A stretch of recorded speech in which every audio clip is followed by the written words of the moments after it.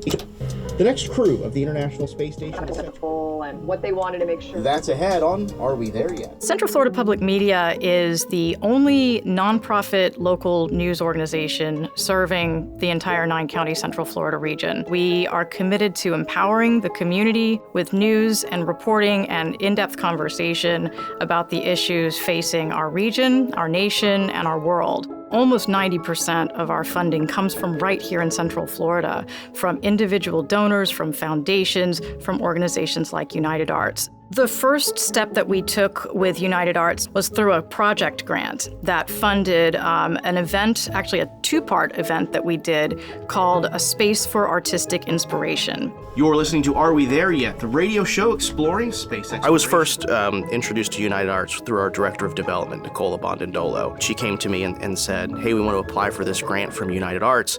Can you help me out? And I said, why would you need the science journalist to help you with a United Arts grant? She says, no, we're looking to bridge the gap between science and art. One of the things that we thought of was veteran NASA astronaut Nicole Stott. And since she's retired, she's become a full-time artist and activist to get kids involved in art and STEM early. We were like, you know what, let's figure out a way that we can bring Nicole to our community, and the United Arts grant was a way for us to do that. What we ended up doing was a two-part event.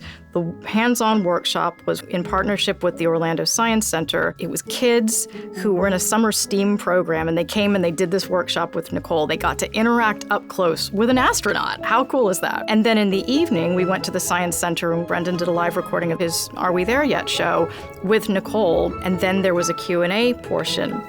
The Q&A portion was all kids. This is an opportunity for kids who get to ask an astronaut questions about what it's like to live and work in space. And it was such a good conversation that the entire episode of the show was these kids asking questions. It was really popular, and it inspired an ongoing occasional segment on the podcast called Curious Space. Because of the existence of this United Arts grant and them encouraging us to apply for it, all of these things blossomed.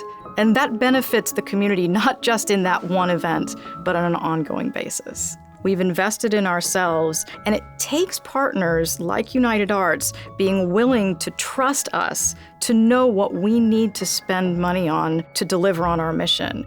What's really special about United Arts is that they are actively trying to get out of that traditional arts box and recognize what we do is art in its way. We have to think of the way we frame stories, the color of the story, the character within the story, a finely crafted piece of audio journalism. A lot of work goes into it, much like a piece of art would. United Arts has broadened how I think about our own organization, and the fact that they've come alongside us as partners has been really meaningful. Their partnership really gives us the opportunity to let the community know that United Arts thinks of us as part of the culture, and they should too.